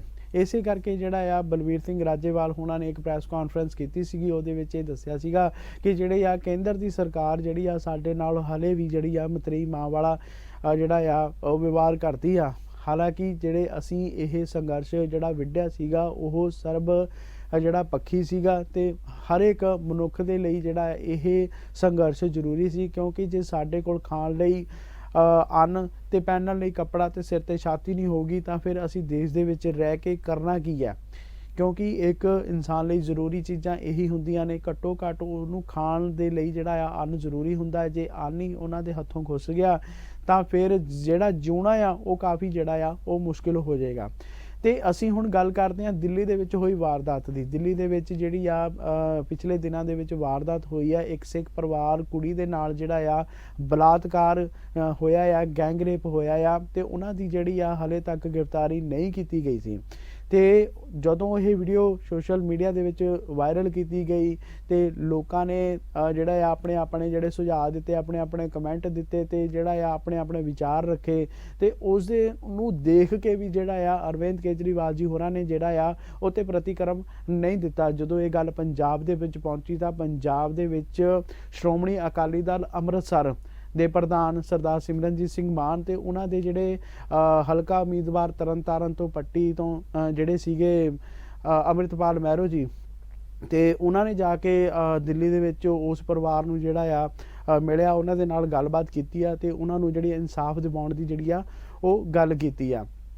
ਤੇ ਅਸੀਂ ਇੱਕ ਗੱਲ ਦੇਖਦੇ ਹਾਂ ਕਿ ਜੇ ਉੱਥੇ ਦੀ ਪੁਲਿਸ ਕੇਂਦਰ ਦੇ ਹੱਥ ਹੈ, ਕੇਂਦਰ ਸਰਕਾਰ ਦੇ ਹੱਥ ਹੈ, ਪਰ ਉਹਨਾਂ ਨੂੰ ਆਪਣੇ ਜਿਹੜੇ ਨੇ ਕਾਇਦੇ ਕਾਨੂੰਨ ਤਾਂ ਪਤਾ ਹੋਣੇ ਚਾਹੀਦੇ ਨੇ ਤੇ ਕਿਸ ਤਰ੍ਹਾਂ ਜਿਹੜਾ ਆ ਕਿਸ ਨੂੰ ਸਜ਼ਾ ਮਿਲੇ ਜਾਂ ਕਿਹੜਾ ਕੋਈ ਕਿਸ ਤਰ੍ਹਾਂ ਦਾ ਜੁਰਮ ਕਰਦਾ ਆ, ਤੇ ਉਹਦੇ ਤੇ ਜਿਹੜੀ ਆ FIR ਹਾਲੇ ਤੱਕ ਨਹੀਂ ਹੋਈ, ਮੁਲਜ਼ਮ ਨਹੀਂ ਫੜੇ ਗਏ। ਲਾਸਟ ਦੇ ਵਿੱਚ ਜਿਹੜਾ ਆ ਕੀ ਹੋਇਆ ਕਿ ਉਸ ਪੀੜਤਾਂ ਨੂੰ ਉਸ ਦੀ ਹਮਦਰਦ ਕਰਨ ਦੇ ਕੀ ਕਰਨੀ ਸੀਗੀ, ਲੋਕਾਂ ਨੇ ਉਹਦੇ ਮੂੰਹ 'ਤੇ ਜਿਹੜੀ ਆ ਕਾਲਕ ਪੋਚ ਕੇ ਉਹਨੂੰ ਗਲੀ ਮੁਹੱਲੇ ਘੁਮਾਇਆ, ਤੇ ਜਿਸ ਨਾਲ ਜਿਹੜੀ ਆ ਉਹ ਪੀੜਤਾ ਸ਼ਰਮਨਾਕ ਜਿਹੜੀ ਆ ਸ਼ਰਮਸ਼ਾਰ ਹੋ ਗਈ ਤੇ ਉਸ ਨੇ ਹੁਣ ਜਿਹੜਾ ਆ ਉਹ ਆਤਮ ਹੱਤਿਆ ਕਰ ਲਈ। ਉਹ ਪੀੜਤਾ ਦੀ ਜਿਹੜੀ ਆ ਉਹ ਡੈਥ ਹੋ ਚੁੱਕੀ ਆ। ਤੇ ਇਸ ਤਰ੍ਹਾਂ ਦਾ ਜਿਹੜਾ ਸਾਡਾ ਸਿਸਟਮ ਹੈ ਇਹ ਕਿੰਨਾ ਕੁ ਸਹੀ ਆ। ਤੇ ਜਿਹੜਾ ਬੰਦਾ ਆਪਣੇ ਹੀ ਸੰਘਰਸ਼ ਵਾਸਤੇ ਜਿਹੜਾ ਆ ਆਪਣੀ ਜਾਨ ਨੂੰ ਦਾਅ ਦੇ ਉੱਤੇ ਲਾ ਦੇਵੇ, ਤੇ ਅਸੀਂ ਇਹੋ ਜਿਹੇ ਸਮਾਜ ਤੋਂ ਜਿਹੜਾ ਆ ਦੂਰ ਰਹਿਣਾ ਚਾਹੁੰਦੇ ਹਾਂ। ਅਸੀਂ ਇਹੋ ਜਿਹੇ ਸਮਾਜ ਦੇ ਵਿੱਚ ਬਿਲਕੁਲ ਵੀ ਨਹੀਂ ਰਹਿਣਾ ਚਾਹੁੰਦੇ। ਅਸੀਂ ਆਪਣੇ ਆਪ ਨੂੰ ਬਦਲਣਾ ਚਾਹੁੰਦੇ ਹਾਂ ਤੇ ਅਸੀਂ ਇਹੋ ਜਿਹੀ ਸਰਕਾਰ ਨੂੰ, ਇਹੋ ਜਿਹੇ ਸਿਸਟਮ ਨੂੰ ਵੀ ਬਦਲਣਾ ਚਾਹੁੰਦੇ ਹਾਂ ਜਿਹੜਾ ਸਰਬ ਪੱਖੀ ਜਾਂ ਸਰਬ ਮਨੁੱਖੀ ਲਈ ਜਿਹੜਾ ਆ ਉਹ ਹਾਨੀਕਾਰਕ ਤੇ ਭਿਆਨਕ ਹੋਵੇ। ਤੇ ਆਓ ਜਿਹੜਾ ਆ ਛੋਟਾ ਜਿਹਾ ਇੱਕ ਵੀਡੀਓ ਹੋਰ ਦੇਖਦੇ ਹਾਂ ਜਿਹਦੇ ਵਿੱਚ ਜਿਹੜੇ ਅਕਾਲ ਤਖਤ ਸਾਹਿਬ ਦੇ ਜਥੇਦਾਰ ਗਿਆਨੀ ਹਰਪ੍ਰੀਤ ਸਿੰਘ ਜੀ ਹੋਰਾਂ ਨੇ ਇਸ ਬਾਰੇ ਜਿਹੜਾ ਆ ਟਿੱਪਣੀ ਕਰਦੇ ਕੀ ਕਿਹਾ। ਆਓ ਦੇਖਦੇ ਹਾਂ ਇੱਕ ਛੋਟਾ ਜਿਹਾ ਵੀਡੀਓ। ਵਾਹਿਗੁਰੂ ਜੀ ਕਾ ਖਾਲਸਾ, ਵਾਹਿਗੁਰੂ ਜੀ ਕੀ ਫਤਿਹ। ਜੋ ਦਿੱਲੀ ਦੇ ਵਿੱਚ ਅਮਾਨਵੀ ਘਟਨਾ ਵਾਪਰੀ ਹੈ, ਇੱਕ ਲੜਕੀ ਦੇ ਨਾਲ ਗੈਂਗ ਰੇਪ ਹੋਇਆ, ਇਹ ਜ਼ੁਲਮ ਦੀ ਇੱਕ ਇੰਤਹਾ ਹੈ, ਜ਼ੁਲਮ ਦਾ ਸਿਖਰ ਹੈ। ਪਹਿਲਾਂ ਵੀ ਦਿੱਲੀ ਦੀਆਂ ਸੜਕਾਂ ਦੇ ਉੱਤੇ ਇੱਕ ਲੜਕੀ ਦਾ ਜਿਹੜਾ ਹੈ ਉਹ ਰੇਪ ਕੀਤਾ ਗਿਆ ਸੀ ਤੇ ਫਿਰ ਉਸ ਤੋਂ ਬਾਅਦ ਉਸ ਦਾ ਕਤਲ ਹੋਇਆ ਸੀ। ਉਦੋਂ ਵੀ ਪੂਰਾ ਹਿੰਦੁਸਤਾਨ ਦਹਿਲਿਆ ਸੀ ਤੇ ਉਹਨਾਂ ਦੋਸ਼ੀਆਂ ਨੂੰ ਫਾਂਸੀ ਦੀਆਂ ਸਜ਼ਾਵਾਂ ਜਿਹੜੀਆਂ ਉਹ ਮਿਲੀਆਂ ਸੀ। ਇਸ ਵਾਰ ਵੀ ਇਹ ਜਿਹੜੇ ਦੋਸ਼ੀ ਹੈ ਇਹਨਾਂ ਨੂੰ ਕਿਸੇ ਵੀ ਕੀਮਤ ਦੇ ਉੱਤੇ ਬਖਸ਼ਣਾ ਨਹੀਂ ਚਾਹੀਦਾ। ਇਹਨਾਂ ਨੂੰ ਸਖਤ ਤੋਂ ਸਖਤ ਇਹੋ ਜਿਹੀ ਮਿਸਾਲੀ ਸਜ਼ਾ ਜਿਹੜੀ ਆ ਉਹ ਮਿਲਣੀ ਚਾਹੀਦੀ ਹੈ ਤਾਂ ਕਿ ਅੱਗੇ ਤੋਂ ਕੋਈ ਅਜਿਹਾ ਘਿਨਾਉਣਾ ਕੰਮ ਜਿਹੜਾ ਹੈ ਉਹ ਕਰਨ ਦਾ ਹੀਆ ਨਾ ਕਰੇ। ਖਾਸ ਤੌਰ ਦੇ ਉੱਤੇ ਕਿਸੇ ਲੜਕੀ ਦੀ ਇੱਜ਼ਤ ਨੂੰ ਹੱਥ ਪਾਉਣ ਦਾ ਜਿਹੜਾ ਹੈ ਉਹ ਹੀਆ ਨਾ ਕਰੇ। ਸਰਕਾਰ ਜਿਹੜੀ ਦਿੱਲੀ ਦੀ ਹੈ, ਭਾਰਤ ਸਰਕਾਰ ਹੈ, ਤੇ ਉਹਨੂੰ ਇਹੋ ਕਹਿਣਾ ਚਾਹੁੰਦੇ ਹਾਂ ਕਿ ਜਲਦੀ ਤੋਂ ਜਲਦੀ ਦੋਸ਼ੀ ਜਿਹੜੇ ਬਾਹਰ ਹੈ ਉਹਨਾਂ ਨੂੰ ਜਿਹੜਾ ਹੈ ਜਲਦੀ ਫੜਿਆ ਜਾਵੇ ਤੇ ਇਹਨਾਂ ਦੋਸ਼ੀਆਂ ਨੂੰ ਸਖਤ ਤੋਂ ਸਖਤ ਸਜ਼ਾ ਦਿੱਤੀ ਜਾਵੇ, ਕਿਉਂਕਿ ਇਸ ਤੋਂ ਘਿਨਾਉਣਾ ਜਿਹੜਾ ਕੰਮ ਦਿੱਲੀ ਦੇ ਅੰਦਰ ਲੜਕੀ ਦੇ ਨਾਲ ਗੈਂਗ ਰੇਪ ਕਰਨਾ, ਉਸ ਤੋਂ ਬਾਅਦ ਉਸ ਨੂੰ ਮਾਰਨਾ, ਇਹ ਹੋ ਨਹੀਂ ਸਕਦਾ। ਔਰ ਉਸ ਨੂੰ ਸ਼ਰੇਆਮ ਜਿਹੜਾ ਘੁਮਾਇਆ ਜਾਣਾ, ਇਹ ਮੈਂ ਸਮਝਦਾ ਹੈ ਕਿ 18ਵੀਂ ਸਦੀ ਦੇ ਵਿੱਚ ਮੁਗਲਾਂ ਨਾਲੋਂ ਜਿਹੜੇ ਜ਼ੁਲਮ ਜਿਹੜੇ ਕੀਤੇ ਸੀ ਉਹਨਾਂ ਨੂੰ ਵੀ ਜਿਹੜਾ ਹੈ ਉਹ ਮਾਤ ਪਾਉਂਦਾ ਹੈ। ਸਖਤ ਸਜ਼ਾ ਮਿਲਣੀ ਚਾਹੀਦੀ। ਔਰ ਲੜਕੀ ਦੇ ਨਾਲ ਇਹੋ ਜਿਹੇ ਘਿਨਾਉਣੇ ਕੰਮ ਜਿਹੜੇ ਆ ਕਿਸੇ ਵੀ ਕੀਮਤ ਦੇ ਉੱਤੇ ਬਰਦਾਸ਼ਤ ਨਹੀਂ ਕੀਤੇ ਜਾ ਸਕਦੇ, ਨਾ ਹੋਣੇ ਚਾਹੀਦੇ ਨੇ। ਔਰ ਸਰਕਾਰ ਨੂੰ ਜਾਗਣਾ ਚਾਹੀਦਾ ਹੈ, ਸਰਕਾਰ ਨੂੰ ਸਖਤ ਐਕਸ਼ਨ ਲੈਣਾ ਚਾਹੀਦਾ। ਤੇ ਬੜੀ ਸ਼ਰਮਨਾਕ ਸਾਡੇ ਵਾਸਤੇ ਗੱਲ ਹੈ ਕਿ ਸਾਡੇ ਐਡੇ ਵਧੀਆ ਸਿਸਟਮ ਦੇ ਵਿੱਚ ਐਡਾ ਵਧੀਆ ਸਾਡੇ ਕੋਲ ਕਾਨੂੰਨ ਹੁੰਦੇ ਹੋਏ ਜਿਹੜਾ ਆ ਸਾਨੂੰ ਇਹ ਜਿਹੀਆਂ ਜਿਹੜੀਆਂ ਨੇ ਘਟਨਾਵਾਂ ਦਾ ਸਾਹਮਣਾ ਕਰਨਾ ਪੈ ਰਿਹਾ ਆ। ਤੇ ਇਸ ਵੀਡੀਓ ਨੂੰ, ਇਸ ਜਿਹੜੀ ਆ ਸ਼ਰਮਨਾਕ ਜਿਹੜੀ ਘਟਨਾ ਆ, ਇਸ ਨੂੰ ਜਿਹੜੀ ਆ ਸੋਸ਼ਲ ਮੀਡੀਆ ਤੇ ਕਈ ਪੱਖ ਤੋਂ ਵਿਚਾਰਿਆ ਜਾ ਰਿਹਾ, ਕਈ ਕਮੈਂਟਸ ਆ ਰਹੇ ਨੇ ਤੇ ਕਈ ਜਿਹੜਾ ਆ ਕਈ ਤਰੀਕਿਆਂ ਦੇ ਨਾਲ ਦੇਖਿਆ ਜਾ ਰਿਹਾ ਆ। ਤੇ ਮੈਂ ਇੱਥੇ ਜ਼ਿਕਰ ਨਹੀਂ ਕਰਨਾ ਚਾਹੁੰਦਾ ਕਿਉਂਕਿ ਸਾਡੇ ਸਾਰਿਆਂ ਦੀਆਂ ਜਿਹੜੀਆਂ ਜਿਹੜੀਆਂ ਭਾਵਨਾਵਾਂ ਨੇ ਉਹ ਕਿਸੇ ਨਾ ਕਿਸੇ ਧਰਮ ਦੇ ਨਾਲ ਜੁੜੀਆਂ ਨੇ। ਤੇ ਜੇ ਇਸ ਪ੍ਰੋਗਰਾਮ ਦੇ ਵਿੱਚ ਕਿਸੇ ਵੀ ਧਰਮ ਦੀ ਅਸੀਂ ਗੱਲ ਕਰੀਏ ਤਾਂ ਜਿਹੜਾ ਆ ਉਹ ਭਾਵਨਾਵਾਂ ਨੂੰ ਠੇਸ ਪੁੱਜਣ ਵਾਲੀ ਗੱਲ ਹੈ। ਪਰ ਮੈਂ ਇਹੋ ਜਿਹੇ ਸਿਸਟਮ ਤੋਂ ਜਾਂ ਜਿਹੜਾ ਕਾਨੂੰਨ ਤੋਂ ਇਹੀ ਮੰਗ ਕਰਦਾ ਆ ਕਿ ਜਿਹੜੇ ਇੱਦਾਂ ਦੇ ਦੋਸ਼ੀ ਹੁੰਦੇ ਨੇ ਉਹਨਾਂ ਨੂੰ ਇਸ ਸੰਸਾਰ ਦੇ ਵਿੱਚ ਕਿ ਇਸ ਦੁਨੀਆ ਦੇ ਵਿੱਚ ਰਹਿਣ ਦਾ ਬਿਲਕੁਲ ਵੀ ਹੱਕ ਨਹੀਂ ਹੈ, ਜੋ ਇਨਸਾਨੀਅਤ ਦਾ ਜਿਹੜਾ ਘਾਣ ਕਰਨ ਤੇ ਜਿਹੜਾ ਆ ਕਾਨੂੰਨ ਨੂੰ ਛਿੱਕੇ ਤੇ ਟੰਗ ਕੇ ਜਿਹੜੇ ਇਹੋ ਜਿਹੇ ਅਪਰਾਧਾਂ ਨੂੰ ਜਿਹੜਾ ਆ ਅੰਜਾਮ ਦਿੰਦੇ ਨੇ। ਇਸ ਤਰ੍ਹਾਂ ਅਸੀਂ ਇਸ ਪ੍ਰੋਗਰਾਮ ਦੇ ਵਿੱਚ ਜਿਹੜਾ ਆ ਸਭ ਤੋਂ ਪਹਿਲਾਂ ਇਤਿਹਾਸ ਦੇ ਟਿਪਸ ਦਿੰਦੇ ਆ, ਫਿਰ ਜਿਹੜਾ ਆ ਹੈਲਥ ਟਿਪਸ ਬਾਰੇ ਗੱਲ ਕਰਦੇ ਆ ਤੇ ਜਿਹੜਾ ਆ ਸਿਆਸੀ ਸਰਗਰਮੀਆਂ ਬਾਰੇ ਗੱਲ ਕਰਦੇ ਆ। ਤੇ ਆਓ ਅਸੀਂ ਹੁਣ ਜਿਹੜਾ ਆ ਇਹ ਛੋਟੇ ਜਿਹੇ ਅੰਤਰਾਲ ਤੋਂ ਬਾਅਦ ਜਿਹੜਾ ਇਤਿਹਾਸ ਦੀ ਸਾਂਝ ਪਾਈਏ। ਤੇ ਅੱਜ ਤੇ ਜੇ ਇਤਿਹਾਸ ਬਾਰੇ ਅਸੀਂ ਗੱਲ ਕਰੀਏ, ਅੱਜ ਅਸੀਂ ਕੁਝ ਇਸ ਤਰ੍ਹਾਂ ਦੀਆਂ ਜਿਹੜੀਆਂ ਇਸ ਪ੍ਰੋਗਰਾਮ ਦੇ ਵਿੱਚ ਜਿਹੜੀਆਂ ਤੁਹਾਡੇ ਨਾਲ ਸਾਂਝ ਕਰਾਂਗੇ ਕਿ ਕਿਸੇ ਵੀ ਧਰਮ ਨੂੰ ਅਗਰ ਜੇ ਪ੍ਰਫੁੱਲਿਤ ਕਰਨਾ ਹੋਵੇ ਜਾਂ ਮਤਲਬ ਕਿਸੇ ਵੀ ਧਰਮ ਦਾ ਕੋਈ ਵਜੂਦ ਹੋਵੇ ਜਾਂ ਕਿਸੇ ਵੀ ਧਰਮ ਦੀ ਮਜ਼ਬੂਤੀ ਦਾ ਅਸਲ ਕਾਰਨ ਕੀ ਹੁੰਦਾ ਹੈ, ਆਓ ਅਸੀਂ ਇਸ ਪ੍ਰੋਗਰਾਮ ਦੇ ਵਿੱਚ ਅਸੀਂ ਜਾਣਦੇ ਹਾਂ ਕਿ ਜਿਹੜਾ ਕਿਸੇ ਵੀ ਧਰਮ ਦੀ ਮਜ਼ਬੂਤੀ ਦਾ ਕਾਰਨ ਕੀ ਹੁੰਦਾ ਹੈ। ਤੇ ਉਹ ਹੁੰਦੀ ਹੈ ਮਰਿਆਦਾ, ਅਨੁਸ਼ਾਸਨ, ਡਿਸਿਪਲਨ। ਤੇ ਆਓ ਅਸੀਂ ਗੱਲਬਾਤ ਕਰਦੇ ਹਾਂ ਇਸੇ ਪ੍ਰੋਗਰਾਮ ਬਾਰੇ। ਕਿਸੇ ਵੀ ਧਰਮ ਨੂੰ ਪ੍ਰਫੁੱਲਿਤ ਕਰਨ ਲਈ ਮਰਿਆਦਾ ਦਾ ਹੋਣਾ ਜਿਹੜਾ ਆ ਬਹੁਤ ਜ਼ਰੂਰੀ ਹੁੰਦਾ ਆ ਕਿ ਜਿਵੇਂ ਕਿਸੇ ਖੇਤ ਵਿੱਚ ਬੀਜਿਆ ਜਾਂਦਾ ਹੈ ਅਤੇ ਫਸਲ ਵੀ ਜਿਹੜੀ ਆ ਉਹ ਤਿਆਰ ਹੁੰਦੀ ਹੈ, ਉਹੀ ਬੀਜ ਜਿਹੜਾ ਖੇਤ ਵਿੱਚ ਬੀਜਿਆ ਜਾਂਦਾ ਉਸ ਤੋਂ ਜਿਹੜੀ ਫਸਲ ਤਿਆਰ ਹੁੰਦੀ ਹੈ ਤਾਂ ਉਸ ਫਸਲ ਦੀ ਰਾਖੀ ਲਈ ਵਾੜ ਵੀ ਲਾਈ ਜਾਂਦੀ ਹੈ ਜੋ ਫਸਲ ਦੇ ਬਾਹਰਲੇ ਜਾਨਵਰਾਂ ਤੋਂ ਜਿਹੜਾ ਨਾ ਜਿਹੜਾ ਆ ਨੁਕਸਾਨ ਪਹੁੰਚੇ। ਇਸੇ ਤਰ੍ਹਾਂ ਧਰਮ ਦੇ ਬੀਜ ਨਾਲ ਜੋ ਸ਼ੁਭ ਗੁਣਾਂ ਦੀ ਫਸਲ ਪੈਦਾ ਹੁੰਦੀ ਹੈ ਉਸ ਨੂੰ ਬਾਹਰਲੇ ਪ੍ਰਭਾਵਾਂ ਤੋਂ ਬਚਾਉਣ ਲਈ ਮਰਿਆਦਾ ਰੂਪੀ ਵਾੜ ਵੀ ਲਾਈ ਜਾਂਦੀ ਹੈ। ਤੇ ਜੇ ਅਸੀਂ ਗੱਲ ਕਰੀਏ ਮਰਿਆਦਾ ਦੀ ਜ਼ੀਰੋ ਲੱਗ ਜਾਵੇ ਤਾਂ ਤੇ ਉਸ ਨੂੰ ਜਿਹੜਾ ਆ ਮਰਿਆਦਾ ਦੇ ਵਿੱਚ ਜਿਹੜੀ ਆ ਜ਼ੀਰੋ ਲੱਗ ਜਾਵੇ ਜਾਂ ਕਿਸੇ ਵੀ ਅੰਕ ਦੇ ਵਿੱਚ ਜ਼ੀਰੋ ਲੱਗ ਜਾਵੇ ਤਾਂ ਉਹਦਾ ਉਨਾ ਹੀ ਮੁੱਲ ਜਿਹੜਾ ਹੋ ਜਾਂਦਾ ਆ ਉਹ ਜ਼ੀਰੋ ਹੋ ਜਾਂਦਾ ਆ। ਤੇ ਉਸੇ ਤਰ੍ਹਾਂ ਜੇ ਧਰਮ ਨੂੰ ਮਰਿਆਦਾ ਵਿੱਚ ਸ਼ਾਮਲ ਨਾ ਕੀਤਾ ਜਾਵੇ ਤਾਂ ਉਸ ਦਾ ਮੁੱਲ ਵੀ ਜਿਹੜਾ ਆ ਉਹ ਜ਼ੀਰੋ ਹੋ ਜਾਂਦਾ। ਕਹਿਣ ਦਾ ਭਾਵ ਇਹ ਹੈ ਕਿ ਮਰਿਆਦਾ ਦੀ ਕੀਮਤ ਧਰਮ ਕਰਕੇ ਹੀ ਹੈ। ਧਰਮ ਤੋਂ ਸਖਣੀ ਮਰਿਆਦਾ ਕਿਸੇ ਵੀ ਅਰਥ ਨਹੀਂ ਰਹਿੰਦੀ। ਉਦਾਹਰਨ ਦੇ ਤੌਰ ਤੇ ਜੇ ਗੁਰਬਾਣੀ ਦਾ ਨਿਤਨੇਮ ਕਰਨਾ ਧਰਮ ਦਾ ਕੰਮ ਹੈ ਤਾਂ ਨਿਤਨੇਮ ਲਈ ਇਸ਼ਨਾਨ ਕਰਨਾ, ਸਾਵਧਾਨ ਹੋ ਕੇ ਚੌਂਕੜਾ ਮਾਰ ਕੇ ਬੈਠਣਾ ਇੱਕ ਮਰਿਆਦਾ ਹੈ। ਜੇ ਕੋਈ ਗੁਰਸਿੱਖ ਮਰਿਆਦਾ ਅਨੁਸਾਰ ਨਿਤਨੇਮ ਕਰਦਾ ਹੈ ਤਾਂ ਉਹ ਗੁਰੂ ਦੇ ਦੱਸੇ ਰਾਹ ਤੇ ਚੱਲਦਾ ਹੈ। ਜੇ ਸਾਵਧਾਨ ਹੋ ਕੇ ਚੌਂਕੜਾ ਮਾਰ ਕੇ ਵੀ ਬੈਠਦਾ ਹੈ ਪਰ ਧਾਰਮਿਕ ਕਰਮ ਨਿਤਨੇਮ ਨਹੀਂ ਕਰਦਾ ਤਾਂ ਇਹ ਮਰਿਆਦਾ ਦਾ ਜਿਹੜਾ ਆ ਧਰਮ ਦੀ ਦੁਨੀਆ ਵਿੱਚ ਕੋਈ ਮੁੱਲ ਨਹੀਂ ਹੈ।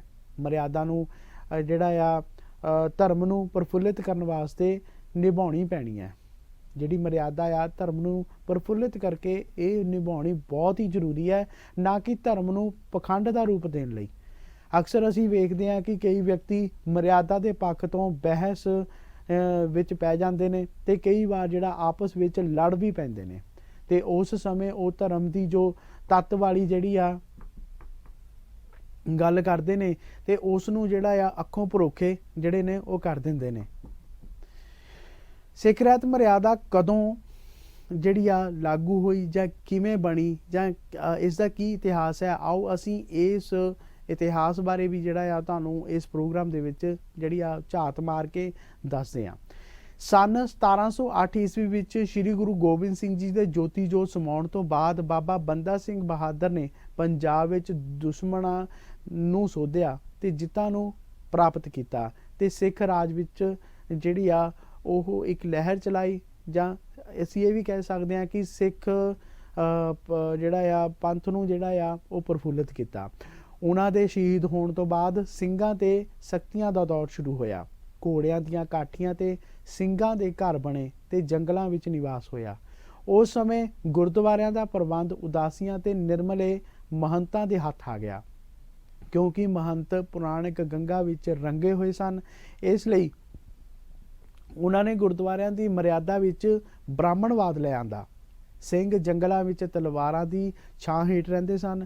ਸਾਰਾ ਸਮਾਂ ਦੁਸ਼ਮਣਾਂ ਨਾਲ ਲੜਨ ਭਿੜਨ ਵਿੱਚ ਅਤੇ ਆਪਣੀ ਹੋਂਦ ਨੂੰ ਬਰਕਰਾਰ ਰੱਖਣ ਵੱਲ ਜਿਹੜਾ ਆ ਉਹਨਾਂ ਦਾ ਸਮਾਂ ਜ਼ਿਆਦਾਤਰ ਇਸੇ ਲਈ ਲੱਗਦਾ ਸੀ। ਅਜਿਹੇ ਸਮੇਂ ਵਿੱਚ ਸਿੱਖਾਂ ਲਈ ਆਪਣੇ ਸਿਧਾਂਤਾਂ ਤੇ ਮਰਿਆਦਾ ਦਾ ਪ੍ਰਚਾਰ ਕਰਨਾ ਬਹੁਤ ਹੀ ਮੁਸ਼ਕਿਲ ਸੀ। ਇਸ ਦਾ ਸਿੱਟਾ ਇਹ ਨਿਕਲਿਆ ਕਿ ਬ੍ਰਾਹਮਣੀ ਰੀਤਾਂ ਪ੍ਰਚਲਿਤ ਹੁੰਦੀਆਂ ਗਈਆਂ।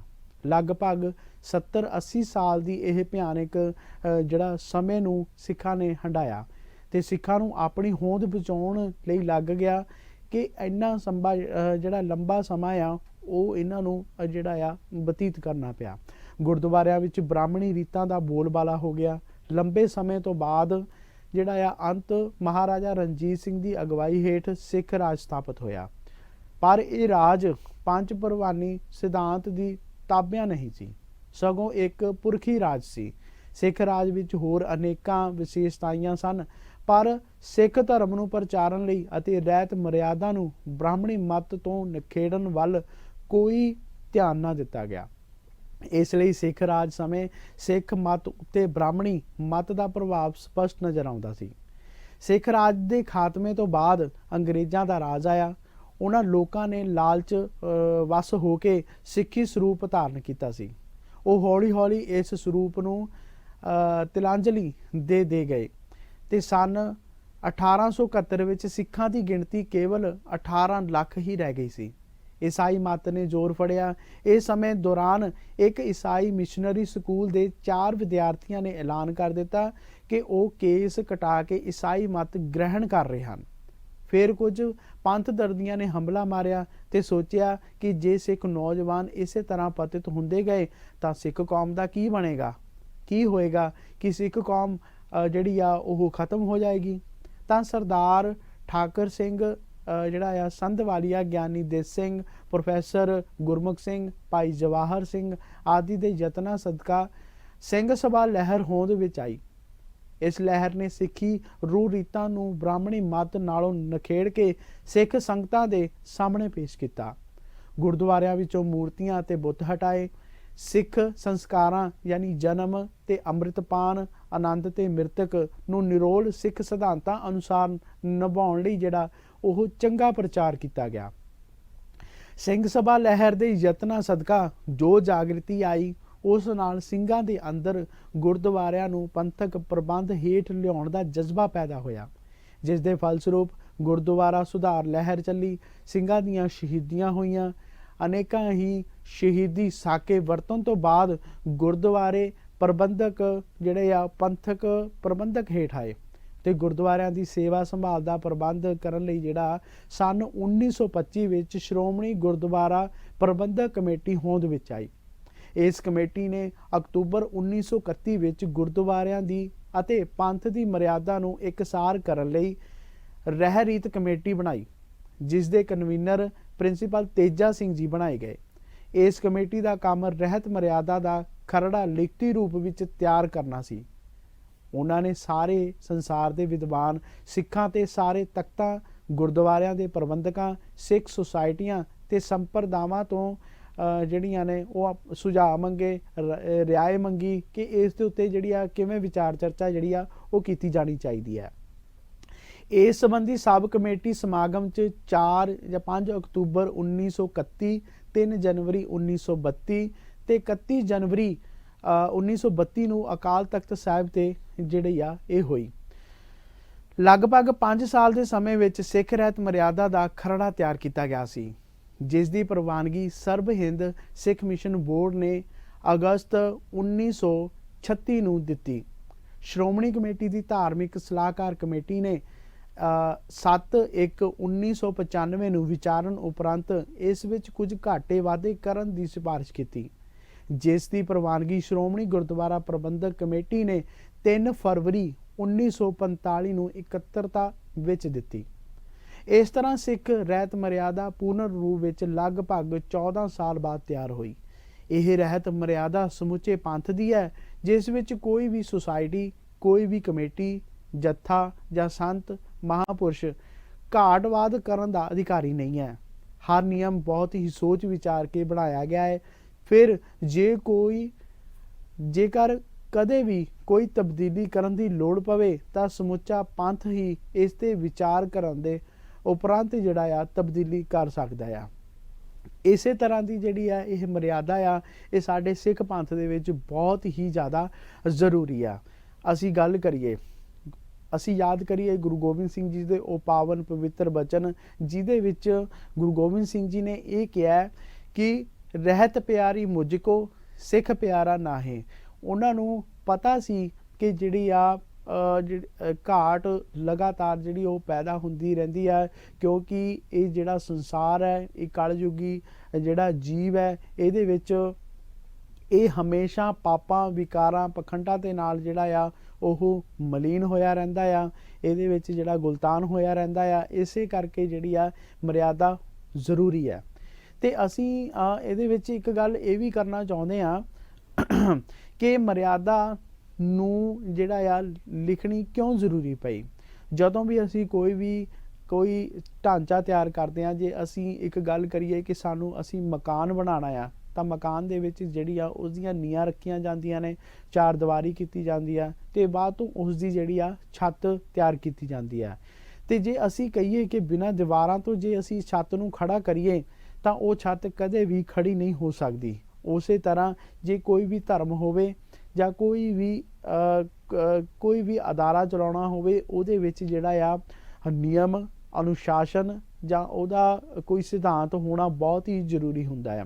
ਤੇ ਇੱਕ ਸਿੱਖ ਲਈ ਜਿਹੜਾ ਇਹ ਸਿਧਾਂਤ ਬਹੁਤ ਹੀ ਜ਼ਰੂਰੀ ਆ। ਇਹ ਨਹੀਂ ਹੈ ਕਿ ਸਵੇਰੇ ਉੱਠ ਕੇ ਨਿਤਨੇਮ ਕਰਨਾ ਜਾਂ ਸ਼ਾਮ ਨੂੰ ਰਹਿਰਸ ਕਰਨਾ, ਬਾਅਦ ਵਿੱਚ ਆਪਣੇ ਕੰਮਾਂ ਕਾਰਾਂ ਨੂੰ ਜਿਹੜਾ ਆ ਉਹ ਕਰਦੇ ਰਹਿਣਾ। ਇਹੀ ਸਾਡਾ ਜਿਹੜਾ ਆ ਨਿਤ ਦਾ ਕਰਮ ਹੈ।